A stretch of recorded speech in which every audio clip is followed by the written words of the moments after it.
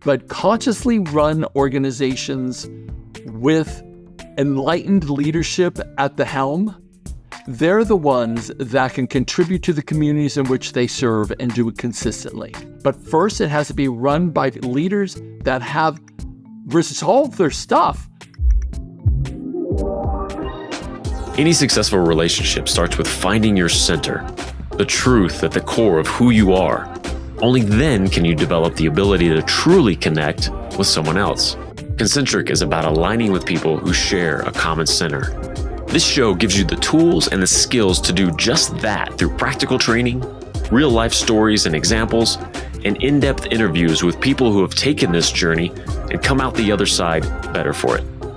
Welcome to Concentric. We're glad you're here. Welcome to episode 23 of Concentric. Today we're talking about deep leadership. We hear a lot, certainly in the corporate world, just across the business spectrum around this idea of leadership, and outside of business, right? Being that leader in your household, in your community, and it's all so powerful. It's all great for us to focus on that and become better leaders of ourselves, leaders of our families and our organizations. What I think is missing a lot, though, and what Gary really walks us through in this episode is this deeper level to it all that really allows you to get beyond, say this at this time, talk to these people in this way, and it really gets deep into, okay, who do I need to become to be this effective leader, and how the heck do I do that? And then the parallel track for that is the people I'm going to be leading. Well, I want them to be effective in their roles, and so getting to that deeper level with them so they're the most effective that they can be.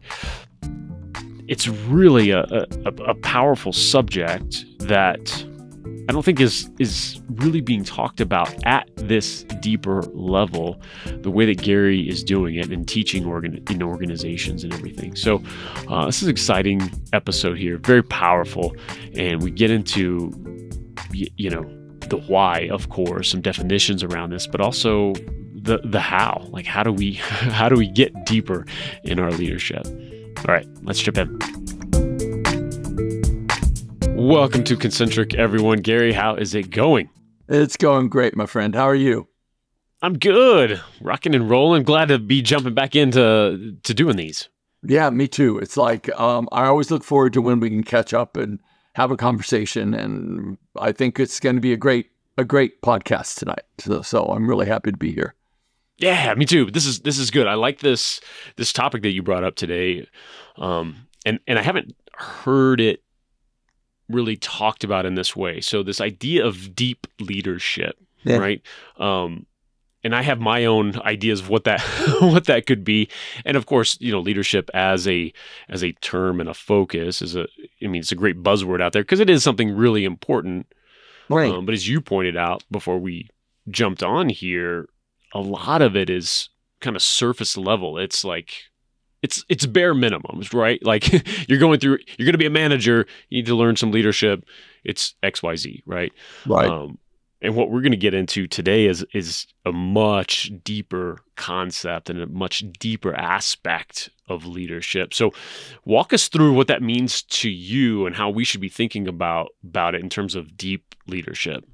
Well, I'm going to just give you a little bit of history on how I kind of arrived at this place of really desiring to develop trainings, in-house trainings, and public trainings on deep leadership. And one of the reasons, because many of the organizations I've been working in for years now, the leadership development curriculums that they've been exposed to have been all behavioral based. You do this, you get this result.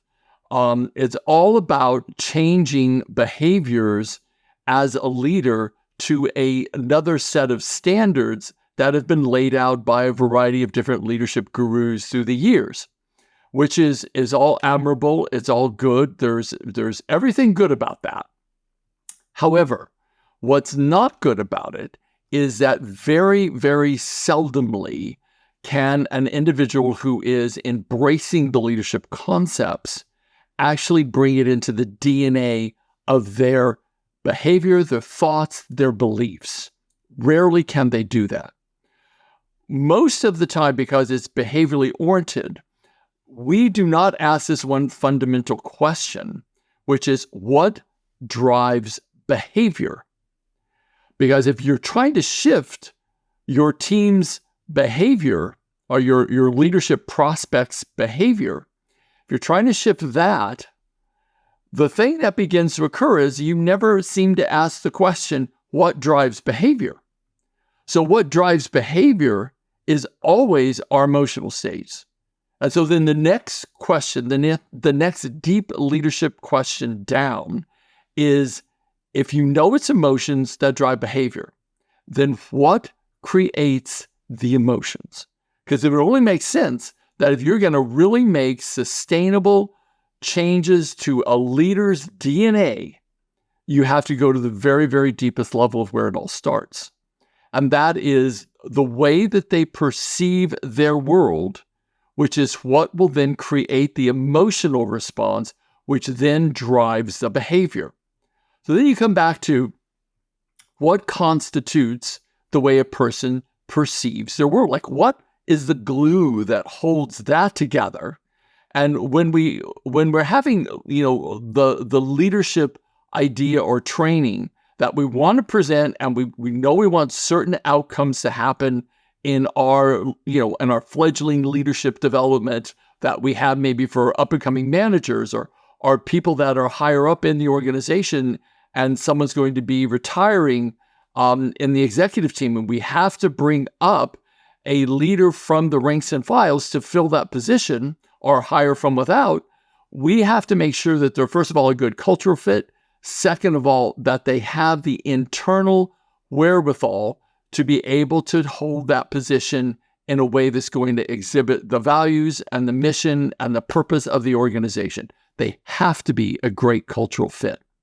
So when we looked at how do we then evolve people to actually become that conscious, aware, humanistically based, cultural-driven, values-driven, purpose of the organization infused leader, how do we do that? You have to begin at the base core of that individual's personality. You have to help them understand, first of all, what's driving their behavior. This is the heartbeat of what I call deep self-awareness. Not like, oh, I'm self-aware that I just said that thing and it may have offended X, Y, and Z person over here. Self-awareness is way, way deeper than that. So I have to understand when that person says this over here and I get triggered, what is that? Like, what is the trigger that I'm actually feeling? And if that trigger is a deeply emotion, I have a deep emotional response to it, then what from my history is causing me to respond in that way? Because if you have a adverse emotional response to something in the workplace that either someone said or did, or just their very essence, they trigger you, you have to look at, what is that for me? Because a lot of teams, they have a incongruency together. They're not cohesive because of personality conflicts. But rarely do leaders go, well, what's that for me? Like, why is that? What is that is actually being triggered off? There will be mediations when people don't get along on an executive team or on a managerial team where, HR will come in and let's sit down, let's talk about this, let's figure out, let's try to understand each other better. But the innate trigger is still there.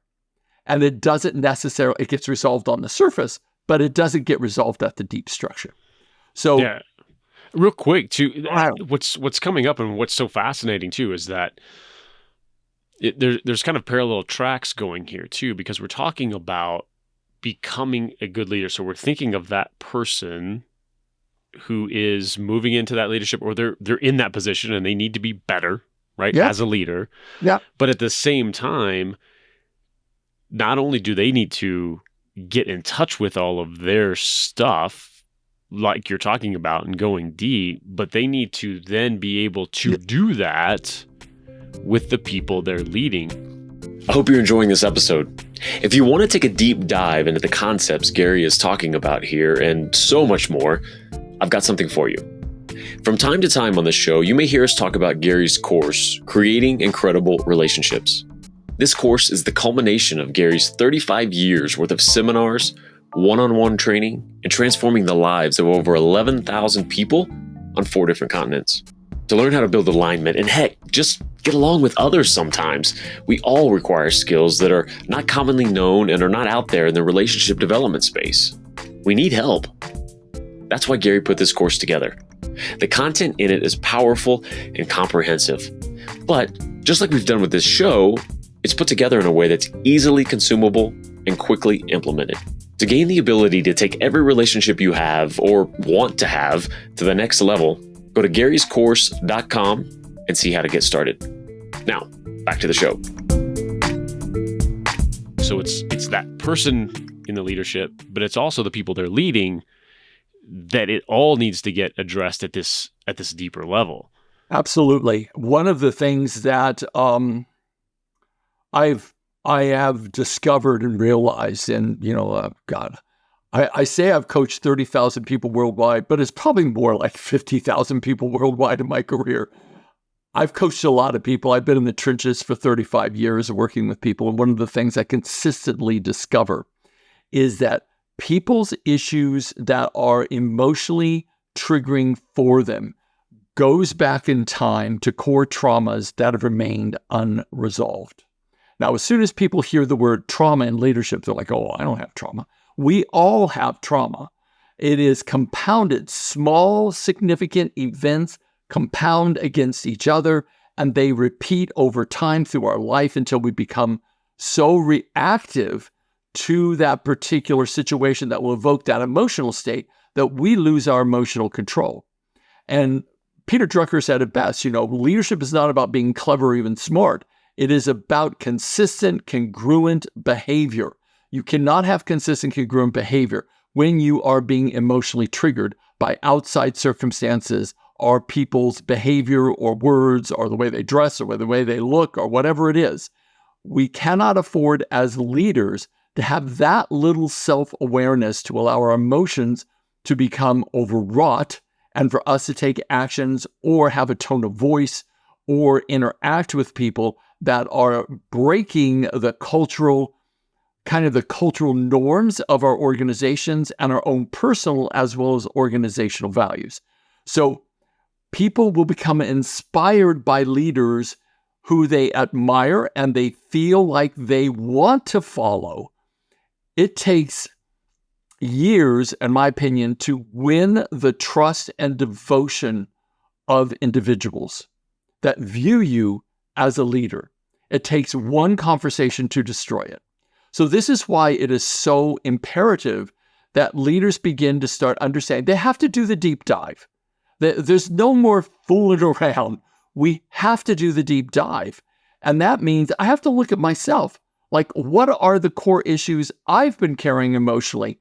Even the small ones that compound upon each other and make me upset when I know that I'm over-responding to the situation. I don't even understand why.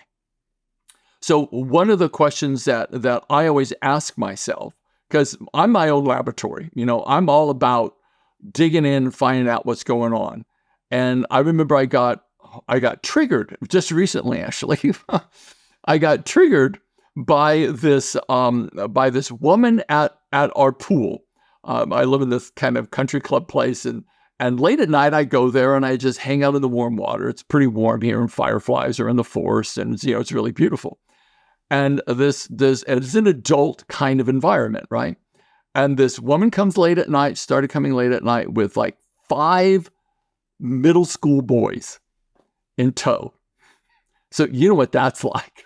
So I'm like, there's also several adults over here, like with me, and we're in the pool, and your kids are all doing cannonballs in the pool, and I'm like, this is not okay.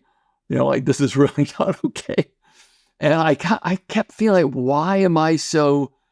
I'm inconvenienced, but why am I really angry? Like almost a mild like rage building up inside of me. I'm thinking, I'm super over responding. Like, what the heck is this?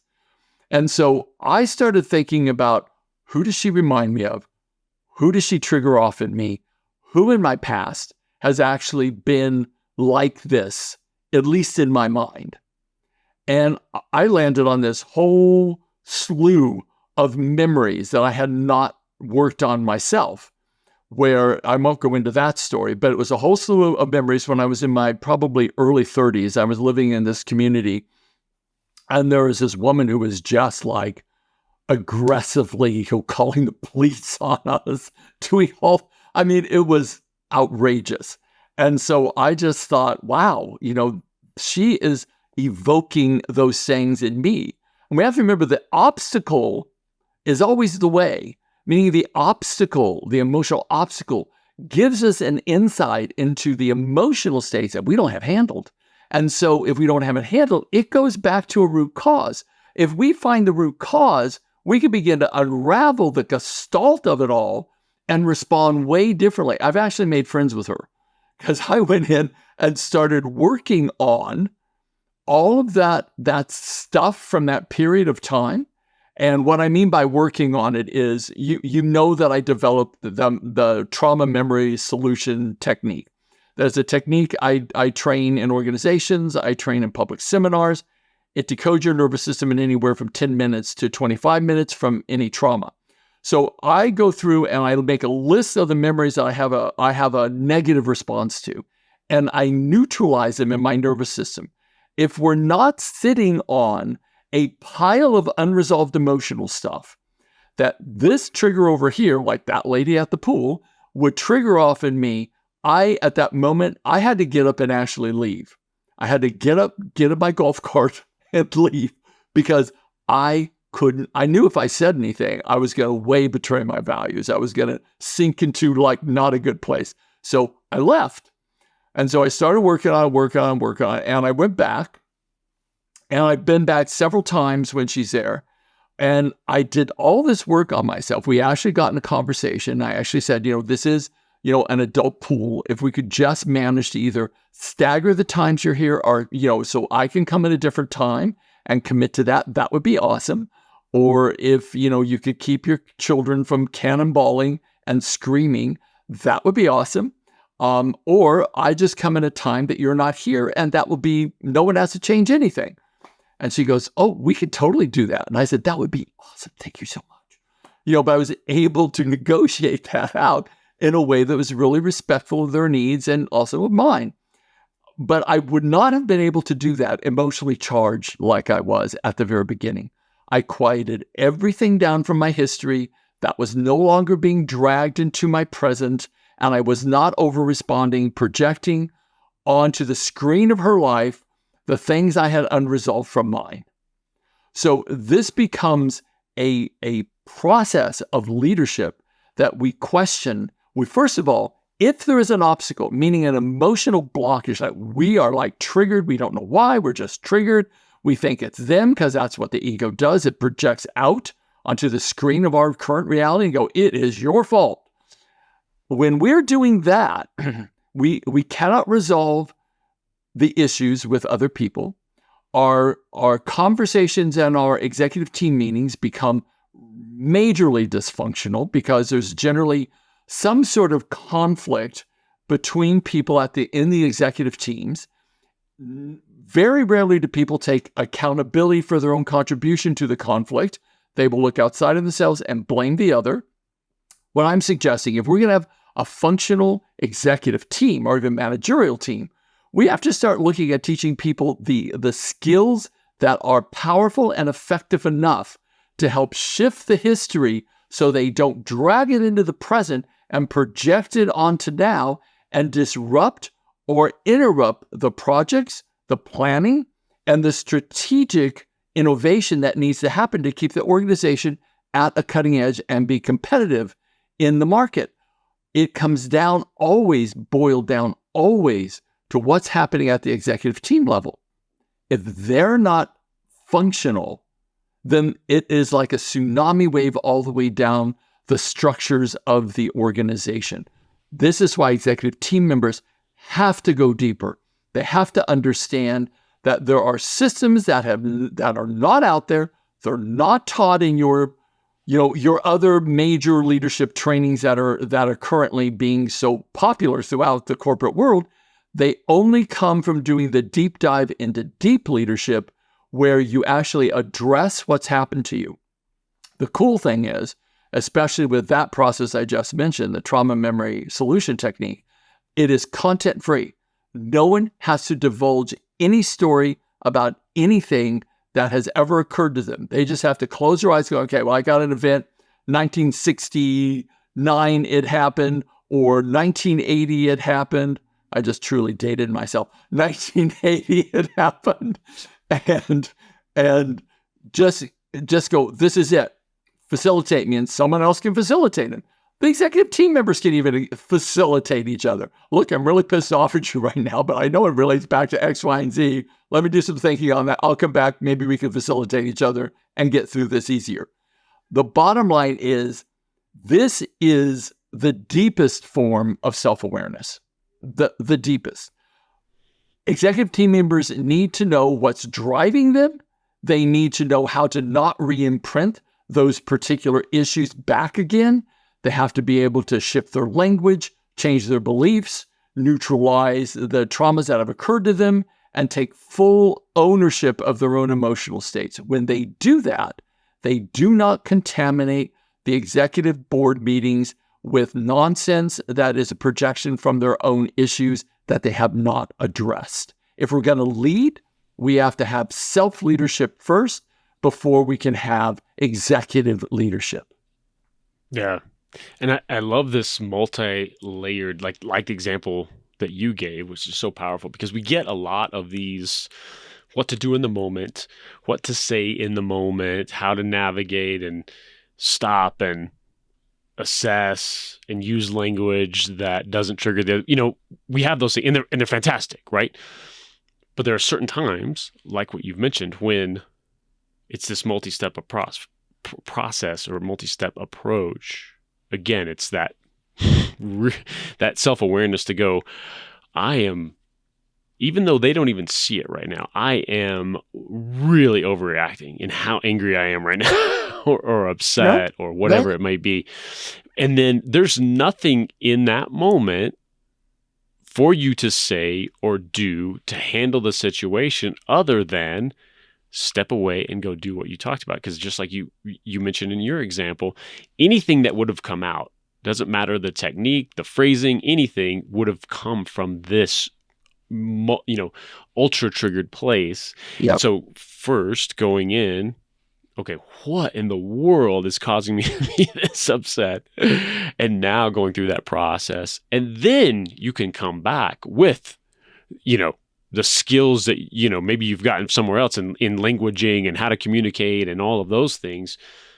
But you're absolutely right. Until you get to that place and you get that resolution, it's not just time. Some people say, go count to 10 and come back, maybe that's better than, reacting in the moment. But this is the stuff that's really going to change something. And like you mentioned too, I love this because I really hadn't thought about it before in the trauma resolution deal that you've got, that it really is so corporate friendly in the sense of, by its very nature, you aren't divulging anything. Because from anybody going into corporate or sharing something, anybody going into, therapy to sharing something at a corporate level, that's probably fear number one, is letting somebody know I did this or this happened, or, and when you can go through something with this kind of resolution to it. And have content free, completely content free. And this is this is what's so important to me anyways, is because there's lots of interventions that help you put a Band-Aid over your response. So what people will do is put, oh, well, I'm going to change my language. I'm going to, use this phraseology or that phraseology. But the bottom line is that almost creates more distrust, because that person is stuffing the emotions down. Only 7% of the meaning of your communication is what you say. 38% is your tone of voice, but 55% is your physiology. And your subconscious mind runs your physiology, and your subconscious mind is a highly honest and moral entity inside of you. And your physical body, your body language will betray the containment of your emotions. You'll be silently imploding. You'll start having muscle movements. You'll start having face twitches. You'll do all of that, and someone will look over at you and know that you are just barely containing it. You're putting it in a compartment, but you have no resolution. That person that you have managed not to lash out is going to read the energy, read the body language, read the tone of voice, and they're going to even have less distrust for you because they know it's not resolved, and it's going to come out at another time, at another place, or covertly sabotaging you during some part of your job description being executed. So this is what will happen with people if you don't reach the deeper resolution and have it be authentic and transparent instead of superficial, stuffed, and compartmentalized so it looks socially and culturally good to another person. That breeds more distrust in an organization than anything else that I've ever seen. So this is why the authentic stuff is so important, the deep leadership. Oh, yeah. And not only that, but there's also an aspect of this of when you truly make that shift and realize, not just from I'm not going to be upset when Janet does this, whatever, but when you really go and do the deep work and realize that's what it was, and you really are not triggered anymore by that, it's the most phenomenal thing that their behavior changed. The other person who was triggered, like so much of the time, they'll stop doing that. Exactly. And there's never been any work. Like that energy aspect of all of this is very real as well. It's very real. And, I think the extended benefit of doing deep leadership work is that when you are able to use the obstacle as the way to find the thread that goes back in time to the thing you don't have handled, when you are utilizing your life as a way of being extraordinarily curious, how you become the most aligned leader you can be. That means that when you shift that one thing that used to trigger you off and make you crazy, and you project it out, let's say, onto Janet, whoever she is, onto Janet, and you realize it was never Janet. It was the constructs in your own head being projected onto the screen of Janet. You actually begin to finally start seeing her as who she actually is. What that does, it adds a jewel in the crown of your identity, and you start to becoming more humane, more compassionate, more empathetic, not by some sort of training you got 3 months ago. Oh, I have to be empathetic, or I have to think this way. It is something that is a natural state of being. I don't think human beings need to be taught how to love. I think we are love. But what happens for us by the events of our lives, it winds these gossamer cloths around the brightness of who we are, and it dulls our light because we have to protect ourselves from what we've made up about what happened to us. And because we protect ourselves from ever experiencing that level of pain again, we wrap more cloth around it and more cloth around us until we can barely see out of it into the world that actually is. So it creates a naturally more humane, more compassionate, more empathetic leader, not by laying on a set of techniques or a set of behaviors you should be doing. It becomes who you are rather than an adaptation to you. This is not about adaptations. It's about awakening our true humanity by the ceasing of traveling into our future, carrying the boulders of our past. Fantastic. It's so powerful. So somebody's listening to this and they're like, I'm on board. What do they do? What's step one? Is it reaching out to you? Is it learning more there? What happens? You can contact me at Gary at peopleistic.com, and that's spelled Peopleistic. That's Gary at peopleistic.com. That's my email address. I'm very happy to have a conversation with you. Also, you can click onto my website, which is peopleistic.com, and that will take you to the website as well. We are an international company. We have our main office in Perth, Australia, my U.S. office here in Dallas, Texas, and we're passionate about what we do. It's about, for me, this is my spiritual purpose, is to give individuals this set of skills. Fundamentally, the government's never going to do it. Religious organizations are never going to do it. But consciously run organizations with enlightened leadership at the helm, they're the ones that can contribute to the communities in which they serve and do it consistently. It is probably the best capitalistic edge you could ever get because you endear the communities to you and you spread this air of goodwill by having philanthropic outreaches into your communities, especially for the kids and the teenagers, and helping them grow. I've worked in school districts where kids would pile food on Friday from the cafeteria into their backpacks because they knew they weren't going to eat that weekend because their parents had no money to feed them.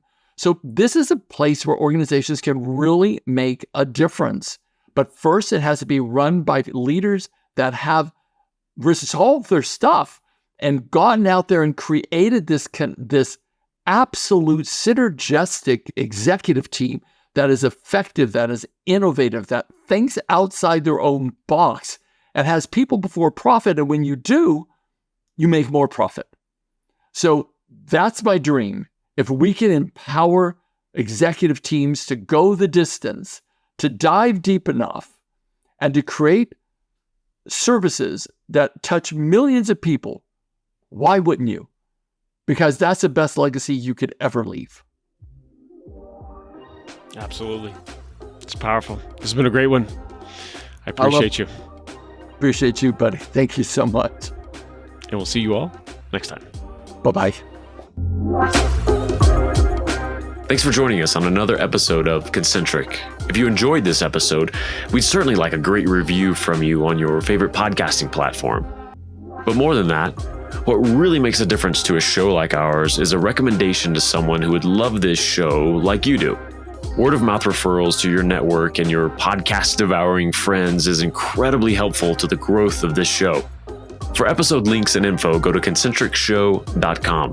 Thank you so much, and remember to keep building alignment to build a better life.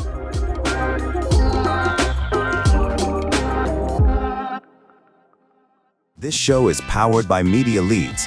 To get your next great podcast produced, go to MediaLeadsCo.com.